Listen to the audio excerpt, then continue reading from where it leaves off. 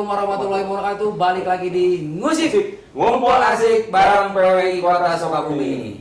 Seperti biasa sebelum kita mulai ngumpul, kebetulan tamunya ya ada lobaan nih mah. Kali lebih asik ya. Dan kali ini sejarah di Ngusik tamunya lebih loba ti si tuan rumahnya. Iya. Nah, kali Karena kan ini tuan rumah nu paling banyak, Pak. ya, tamunya paling loba.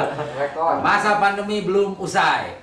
Mari kita bersama-sama tegakkan protokol kesehatan anu 5M teh, menjaga jarak, mencuci tangan dengan air yang mengalir di sabunan, tetap menggunakan masker jika keluar, dan Membatasi mobilitas serta menjauhi kerumunan.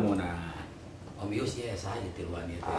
Dulu Dulu mah itu baju oranye wae besok sering-sering ketemu di lapangan teh. Kebetulan yang nama di batik ya. kebetulan kita kedatangan dari BKPSDM, Tah, Badan tah. Kepegawaian Sumber Daya Manusia, Oh. Kota Sukabumi tentunya. Kebetulan Sumber sudah daya manusia. pengembangan. mesti dikembangkan sumber daya di Nah, itu. Nah, di samping Mang Mus sudah ada Pak Asep Suyandrawan. Beliau selaku kepala badan. Terus sampingnya ada Pak Ada badak ya. Saya kan Om Gio ya. sahabat Apa? Kang Agus. Sekelas. Sondan dari Jatun. Agus sama. Sebagai? Saya lebih enak manggil beliau itu Om Cacai. Oh, Om Cacai. Lebih familiar. Kabir Sumber Daya Manusia. Pengembangan sumber daya Pengembangan manusia. Ah, iya rada genah ya. Sama Sama ini sahabat saya oke ya. Kang Topik Hidayah selaku Kabir Kepegawaian. Kabir Kepegawaian. Jadi nguruskeun ASN teh Ini teh Mang Mus. geningan. Iya mah tahu data ASN di Kota Sukabumi teh Jawa tahu apa jumlahnya sabaraha. Gitu ya. Anu bararaom diurus ku bapak oge. Iya. Apa gitu. Mana nu bager, mana nu baong, apa? Harus oknum yang baong. Oh, yang baong. Kedah nggo oknum. Ya lanjut Om Gio. Pak Asep, biar masyarakat lebih tahu nih, Ya. sebenarnya tupoksi dari BKPSDM itu seperti apa sih Pak Asep? Mangga Dirodi. Jadi BKPSDM ini adalah sebuah badan, Pak, yang diberikan tugas oleh pemerintah Kota Sukabumi untuk membantu Pak Wali Kota di dalam rangka membuat bahan penyusunan kebijakan di bidang kepegawaian. Jadi saya sengaja mengapa sih tadi kalau yang biasanya pembawa acaranya lebih banyak, malah mah sekarang tamunya lebih Iya, Lebih banyak. rekor di episode ke-29 ini. Ini episode 29 nih. Sudah 29 Tamuna tamu. ngalobaan ke si tuan rumah. Jadi BKPSDM ini mengapa sih saya harus bawa? Karena orang-orang ini lah, Pak. Oh, iya aktor hebat katanya. Jadi Pak Agus Dia tangguh yang memberen Pak Agus mah. Dia tampil. Ramdan ya, Ya. dia Kepala Bidang Pengembangan Sumber Daya Manusia. Jadi kalau ASN mau mengadakan pelatihan, nah ini diurus Oh, sama beliau yang mereka. menangani. Nah, Pak Kabir ini orangnya sangat ditakuti. Serem Orang ya, Pak. pegawai, Pak. Gereng teh meureun Pak. Urusan Pak Taufik ini, pindah, Pak Taufik. Pak, urusan jabatan Pak Taufik. Iya. Aja sabar kan ya, itu pada pindah sudah sama. Berarti urusan SDM untuk pelatihan menaikkan benar tingkat pengetahuannya si ASN itu ada di Pak Agus. Skill, ya. Skill. Sedangkan untuk disposisi penempatan posisi ada di Pak Taufik. Pak Taufik. Namun Pak Asep sendiri ngaminkeun unggul berarti. Ya, Ah. kan Iya, Pak. Saingan Pak Cecep Mansur ya ngaminkeun unggul ya. Ada koreksi Pak, beliau itu pemberi pengarah kebijakan yang terkait tusi kami. Jadi kami itu tidak bisa mengeksekusi kebijakan kalau tidak ada panduan arahan. Iya Justru beliau itu induknya. Ala koran mah ya gitu ya. Kalau di kepala abdi itu hanya ada urusan ngerekrut, memindahkan, memberhentikan. Kalau beliau itu merekrut, memindahkan, memberhentikan, dan mengembangkan. Kalau ya balik di masalah memindahkan. Tah. Kan ada juga nih orang yang nggak ngerasa nerima Pak, Ya. jadi dipindahkan bekerja. Nah, selama ini ada nggak Pak tekanan-tekanan hasil pemindahan tersebut di ASN? Ancaman lah atau gimana? Termasuk tadi nih memberhentikan. Nah, ngereunkeun mobil mah babari bener banyak ngereunkeun jelema ya Pak urusanna ya. Jadi kalau berbicara dengan aparatur sipil negara, ASN teh tadi. ASN ya, memang betul kita yang pertama itu harus bijak. Hmm. Tah. keduanya perlu kehati-hatian, jangan sampai kata kami aya nu ngambek dipindahkeun. Kita tidak terlepas dari regulasi aturan Pak, di mana kita ini punya manajemen aparatur sipil negara. Jadi di manajemen itu semua pegawai yang ada di pemerintah Kota Sukabumi mau dipindahkan, mau dikembangkan, itu memang sudah ada aturan-aturannya. Jadi untuk kebijakan dari sisi itu mungkin Pak Kabid Kepegawaian yang tahu persis Pak bagaimana cara memindahkan, kemudian potensinya di mana, sehingga mereka ini bisa mengembangkan bukan untuk pribadi tapi untuk pemerintah kota. Untuk Kalau semua keseluruhan. SKPD ini bagus Pak, artinya BKPSDM juga bisa dikatakan ikut bagus. Feedbacknya. Feedbacknya Pak. Kalau pemindahan dan penempatan kinerja ASN itu berdasarkan apa, Kak? Apakah berdasarkan dari masyarakat nih? Atau like and dislike ya Nah. kan? Ada tegang ya jawabannya. Saya tambahkan nih. Kalau abdi itu yang pertama energinya harus positif kan. Oh ya. Jadi berbicara itu yang tadi nih aya nu ngambek segala macam itu negatif bicara. Kalau abdi berbicara positif ini. Pegawai negeri sipil itu adalah busur, anak mana? Anak panah. Di awal pun dia sudah diperjanjikan menjadi anak panah. Bukan seseorang yang ingin sekehendak dirinya sendiri. Dan kita percaya pada saat menempatkan anak panah itu, kita seperti disampaikan Pak Kaban tadi, berdasarkan ketentuan. Maka ketika ada terjadi mutasi, nomenklaturnya mutasi di kami. Ini contoh-contoh yang di sini contoh-contoh anak panah yang bagus ya, yang baik, yang pintar.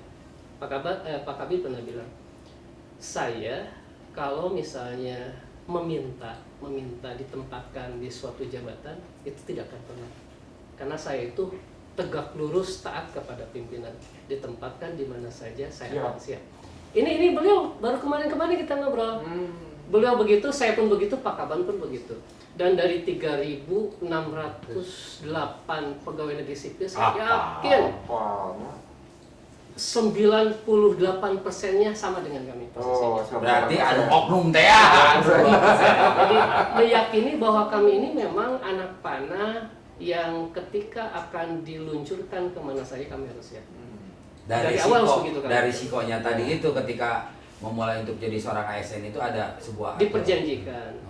Dan ketika misalkan kita meluncurkan seseorang ke tempat ABCD itu tentu tadi berdasarkan kajian dan telaah. Jadi tidak bisa seenaknya teh karena ketika punten si ASN ini dimutasikan itu bahasanya tadi ada sebuah dulu pertimbangan, perhitungan dan segala macam yang berdepannya.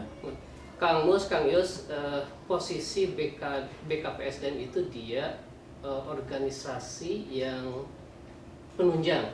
Jadi urusan itu penunjang. Kenapa disebut penunjang? Karena perangkat daerah ini adalah support sistem bagi PPK, Pak Wali Kota.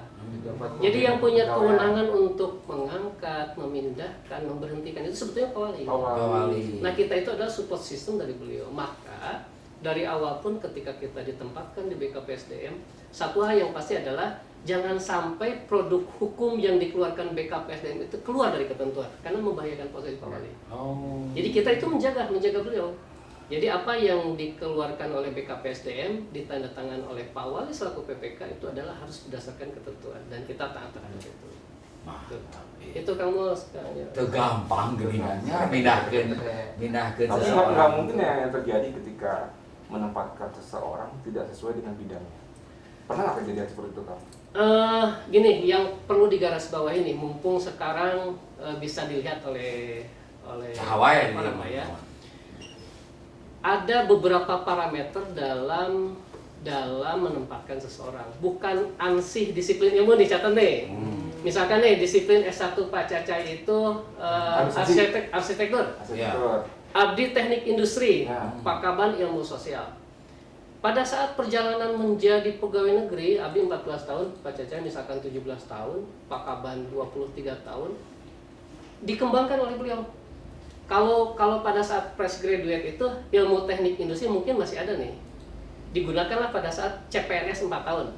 Sebelum Abi dulu di bidang perindustrian, Waktu daftar waktu CPNS nih, rekrutmen pertama. Dan disiplin ilmu teknik industrinya terpakai saat itu. Hanya yang perlu diketahui adalah TUSI di berbagai perangkat, dan itu ternyata tidak hanya semata-mata disupport oleh disiplin ilmu. Contoh, pengadaan barang dan jasa. Apakah ada di mata kuliah kita pada saat itu? Nggak ada. Jadi kemampuan untuk menyelenggarakan pengadaan barang dan jasa diperoleh pada saat kita menjadi pegawai negeri. Maka diadakanlah diklat kepemimpinan. pelatihan tadi teh. Pelatihan. Bagian Pak Cacai. Bagian Pak Cacai. Abdi dilatih pengadaan barang dan jasa, Pak Cacai dilatih pengadaan barang dan jasa, Pak Kaban juga sama. Maka kita mampu mengelola pengadaan barang dan jasa. Itu mana diperolehnya? Pada saat kita menjadi pegawai negeri. Seandainya nanti dipindahkan pun sudah punya bekal. Sudah punya bekal gitu. Itu salah satu contoh ilmu yang harus kita peroleh, kita pahami pada saat menjadi pegawai. Masih banyak ilmu yang lain, tata naskah dinas, kemudian pengelolaan keuangan yang tidak kita peroleh pada saat kita kuliah. Di bangku sekolah mata ayah. Maka disiplin ilmu itu bukan hanya satu-satunya menjadi indikator seseorang harus ditempatkan. Abdi teknik industri, sarjana teknik, pakar video sama aja. Tetapi apakah sekarang dinilai mampu tidak mengelola kepegawaian? Mampu kami itu. Karena memang belajar pada saat kita pertama kali ditempatkan sebagai CPNS, PNS, belajar terus. Nah, tadi apakah misalkan penempatan itu sudah sesuainya dari berbagai aspek. Yang pertama, yang dominan justru bukan disiplin ilmu untuk beberapa kasus ya. Yeah. Yang dominan itu justru yang kita lihat adalah 3 kompetensi manajerial. Bagaimana kita memanage organisasi itu kan pejabatnya. Yeah. Yang kedua kompetensi teknis terkait dengan tusinya. Pada saat kita butuh kemampuan pengadaan barang dan jasa, kita harus mampu dan kita mampu. Yang ketiga kompetensi sosial kultural terkait dengan attitude dan lain-lain. Ada yang pintar akademik, ada yang pintar memanage, tetapi attitude-nya baik dengan teman sesama kabinnya. Dia tidak akur justru. Oh, tidak akur. Pemarah segala macam kan nggak cocok juga. Mengganggu stabilitas berartinya. Hal-hal itu juga dipertimbangkan, malah dominan dibanding hanya sekedar disiplin ilmu. Oh, kalau kita tanya nih, Pak Caca ingat kayaknya nggak mata kuliah pada saat kita kuliah S1, S2? Rata-rata udah nggak ingat kan? Mana coba yang kepake gitu ya? Memang ada sih beberapa posisi jabatan yang masih membutuhkan disiplin ilmu. Contoh misalkan penyusun produk hukum perundang-undangan itu pasti sarjana hukum, dan kita itu taat terhadap itu. Nggak pernah ada di bagian hukum yang bukan sarjana hukum. Harus dengan basic pendidikan hukum. Basic pendidikan hukum kita tempatkan sarjana hukum, kabag hukum itu sarjana hukum. Kemudian penyusun perundang-undangan pasti sarjana hukum. Tetapi untuk beberapa posisi jabatan yang lain itu bisa oleh siapapun. Kita sudah pernah lihat lah, kepala dinas Koperinda walaupun disiplinnya indikator satu ya, misalkan satu indikator disiplin ilmu itu pendidikan, tapi dia mampu. Pak Kabir sekarang ngurus pengembangan SDM, beliau mampu, kinerjanya bagus walaupun disiplin ilmunya teknik arsitektur. Karena beliau belajar. Diklat PIM 4 sudah, diklat PIM 3 sudah, malah diklat Leader Reform Academy sudah. Dengan 3 diklat ini mampu beliau. Upgrade SDM teh. Makanya saya sempat nanya, kenapa seorang Kang Caca ini yang jago arsitek tiba-tiba pindah ke PKPSDM? Saya masih tanda tanya saya. Karena kita mempertimbangkan hanya satu indikator tadi itu. Padahal ternyata ketika kita dalami bukan hanya satu-satunya disiplin ilmu kan. Ada 3 indikator tadi teh. Kompetensi manajerial, mampu nggak dia memanage organisasi. Tidak lagi mengerjakan apa sih kan kalau arsitektur Gambar. Tidak, itu mah udah bagiannya staf. Ini kepala bidang gitu, bukan lagi di ranah itu. Yang dibutuhkan adalah kemampuan beliau memanage bidang. Tuh Kang, dan itu diperoleh oleh beliau. Dan 3.000 lebih tadi itu semua diharuskan seperti itu bagi diharuskan. Mereka mengalami ada pejabat gini, pejabat eselon 4 itu 586. Mereka pasti ikut diklat 4. Pejabat eselon 3 nih, kabit-kabit itu ada 117. Kabak, sekretaris. Mereka ikut diklat PIM 3. Diajarkan. Kang Taufik kenapa motong? Ketika diklat seseorang misalkan yang tadi ada yang tidak lulus, kita kumaha itu mana nata? Kompetensi berarti. Kumaha Pak Kabit. Jadi kalau salah satu seorang yang tidak lulus melalui diklat, Mohon. berarti dia tidak kompeten. Oh. Gitu. Misalnya diklat kepemimpinan, berarti dia tidak kompeten di bidang manajerial. Tadi yang dikatakan Kang Opi kan ada 3, manajerial, teknis, dan sosial kultural. Jadi kalau diklat PIM 4, kalau sekarang disebutnya PKP, diklat kepemimpinan pengawas. Itu kalau tidak lulus berarti dia tidak punya kompetensi di bidang manajerial untuk menjadi pejabat pengawas gitu. Tapi ada yang lainnya, misalkan yang lebih dia satu itu tidak lulus, berarti ada kesempatan yang lain. Atau ada kesempatan untuk mengulang, Kang Agus? Bisa. Nah itu. Oh ada. Itu ada kesempatan. Wirang deh sih bagi PNS na eta, ASN na eta ketika mengikuti terus lulus misalkan ini mah bertanya. Ya pasti. Wirang udah ya. Berarti ya kupingkeun jadi ASN teh teu gampang. Gampang. Ada sebuah proses panjang ketika nucuk tadi Kang Topik di sakolanan ini mah ilmu sosial sih Pak Kabag. Ternyata pas ditempatkan jadi pemimpin ya itu tadi berenang upgrade si kapasitas sumber daya teh. Dan itu Kang Mus, upgrade itu menjadi hak kita. Jadi kalau bahasa agama itu ada wajib dan sunnah. Nah si hak pengembangan kompetensi itu upgrade untuk menjadi lebih pintar itu malah bisa disebut diwajibkan. Berapa kali dalam 1 tahun? 20 jam pelajaran per tahun minimal kan. Itu dijamin oleh undang-undang. Jadi pasal 234 PP 11 2017 itu menyatakan setiap PNS nih semuanya wajib, berarti 3068 orang itu negara harus menyediakan anggaran untuk memberikan mereka belajar, kesempatan untuk belajar. Minimal 20 jam pelajaran per tahun. Kalau dikonversi ke hari itu 2 hari kan. Oh, 2 hari mereka belajar. Iya. Minimal. Minimal. Jadi bisa aja lebih dari itu. Anu rajin mah. Dikasih kesempatan sama pemerintah gitu.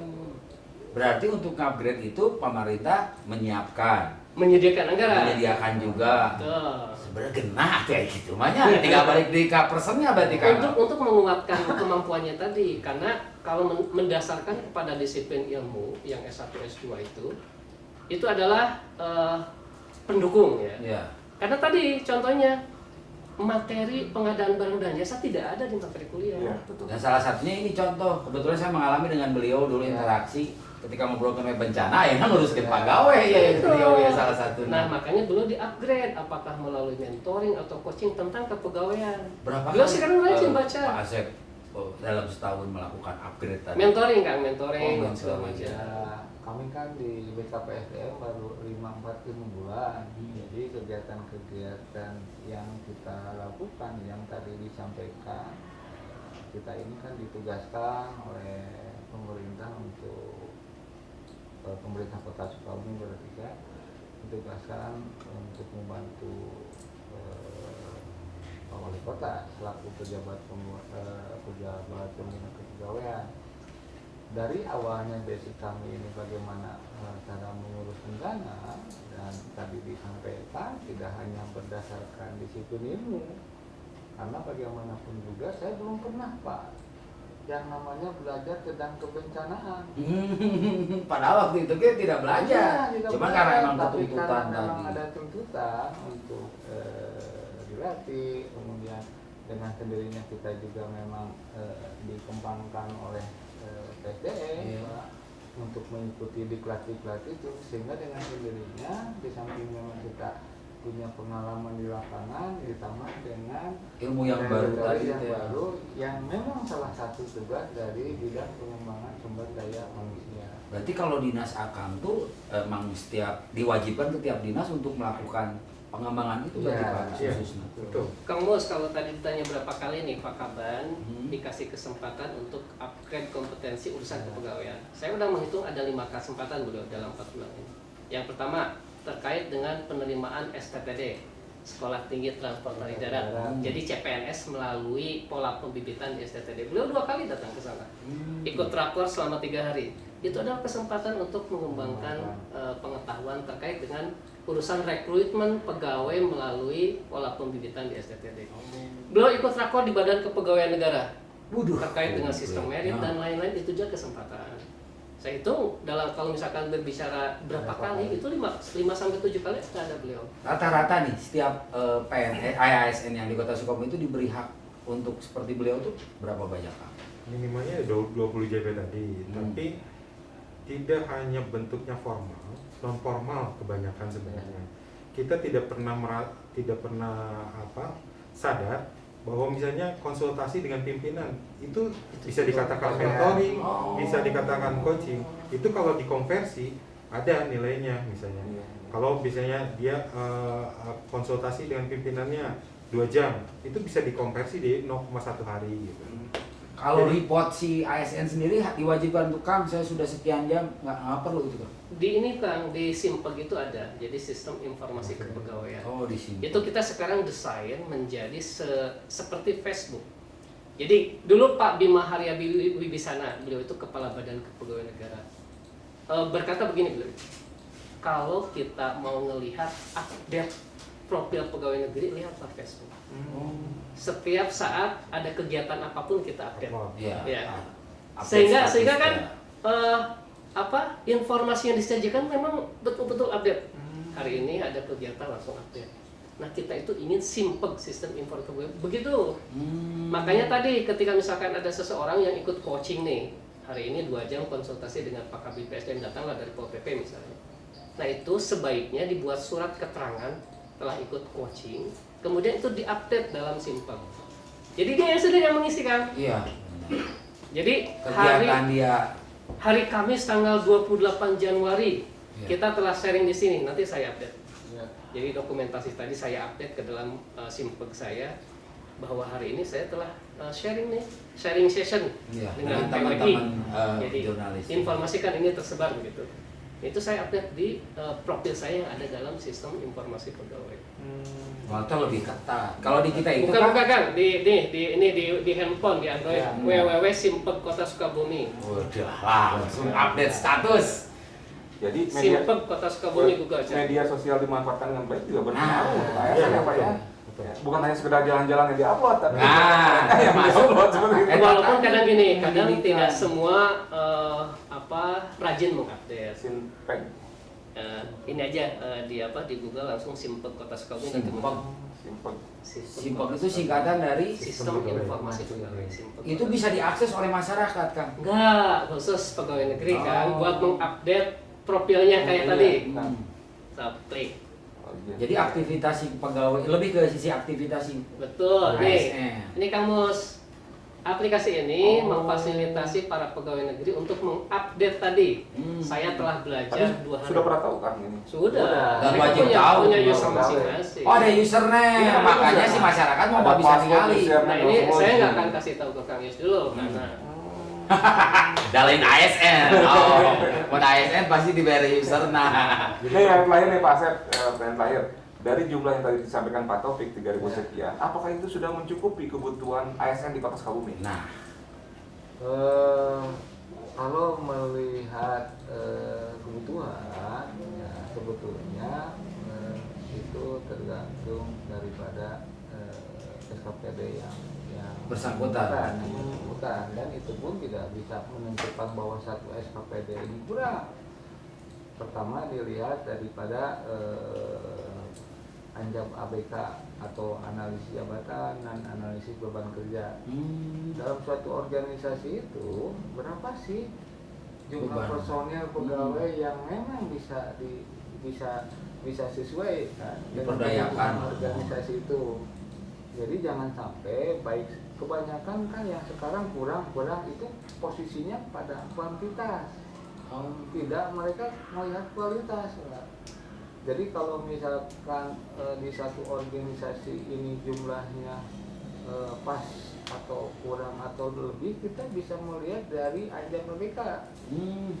Jadi kita tidak bisa suatu SKPD di satu dinas kurang pegawai. Nyebut Kita kurang lihat dulu, harus ada bukti Pak.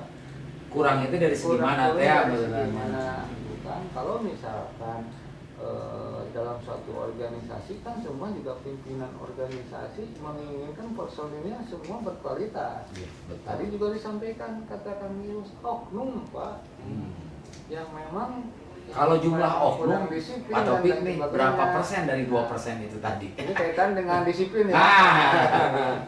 Iya lu ya apa ya? Kalau ukur Kang, jadi Hmm. kita tidak serampangan menyebut oknum.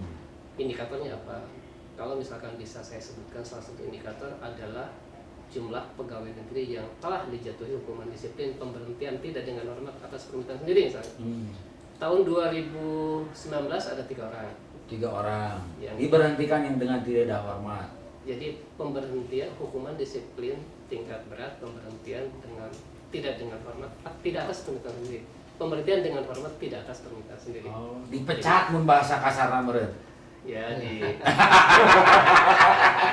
kalau menggunakan indikator itu Iya. ada 3 orang 2019, 2018 ada 2 orang. Kalau 2020 Nah, kalau 2020 selama pandemi ini, Pak, ada kan bahasa sekarang karena WFH ya. Iya. Saya mau ngasih gaji ke pemerintah tuh kudu gawe ayo bahasa gitu. Kalau Itu sampai diberhentikan tidak ada. tidak ada. Tapi kalau misalkan sampai kita Berikan panggil, sanksi. kita teguran. Berapa pernyataan banyak, tidak Pak? puas, mungkin ada. Itu di ranahnya. Kalau pernyataan tidak puas masih di ranahnya perangkat daerah.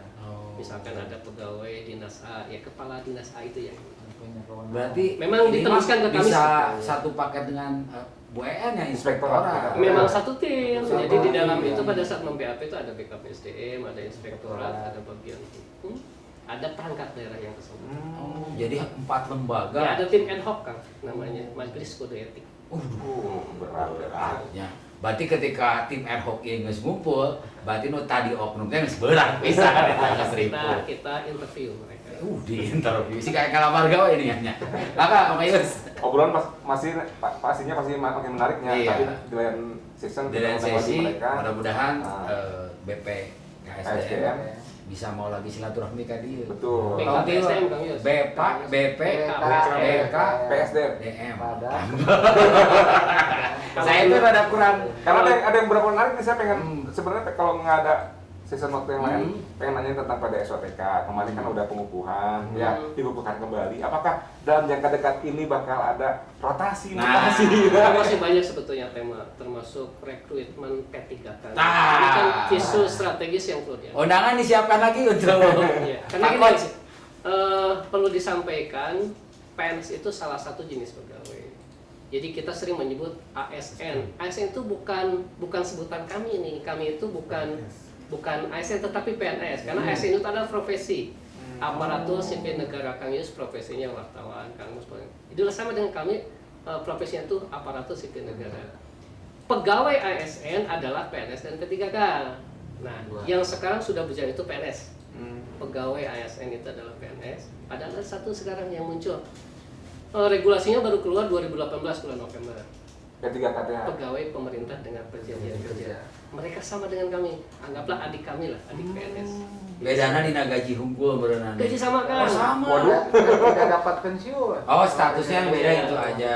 Tidak mendapatkan pensiun. Nah, itu isu strategis yang perlu kita bahas. Agendakan, Coach. Tugasnya wartawan berpindah Nah. profesi. Jadi ketiga kali bisa kan? Ya? Masih bisa kesempatan kan? Bisa. Bisa kesempatan. Ini seleksi sampai usia 57 tahun. Oh, masih bisa. Saya karek 17 Kalau formasinya jalan ya. Kalau formasinya ada dan kalau aya rezeki ti Allah Bisa. bisa. Saya di WA Japri. Ya. Mang Ajo arek cenah. Bosan di CTP. Siap. Pandemi masih belum usai, masih kita ingatkan bahwa protokol kesehatan harus Tetap dijalankan oleh dijalankan masyarakat. 5 MTA. Rajin mencuci tangan di air mengalir dengan sabun. Nah, Memakai walaupun masker. tidak ajak anda kita menggunakan masker, menjaga jarak. Mengurangi kerumunan dan membatasi mobilitas. Nah, bila tidak perlu penting-penting kalau apa teguh kalau Nah, lama. cukup di rumah lah. Siap, saya sebagai Darwin pamit. Pak Asep. Asep Senggawan, Izin pamit. izin pamit. Agus Ramdan. Nanti juga ingin pamit. Abdi Yusir Gili, izin pamit. Ya, salilah hirup can manfaat minimal atau ngarugikeun. Wassalamualaikum Warahmatullahi wabarakatuh.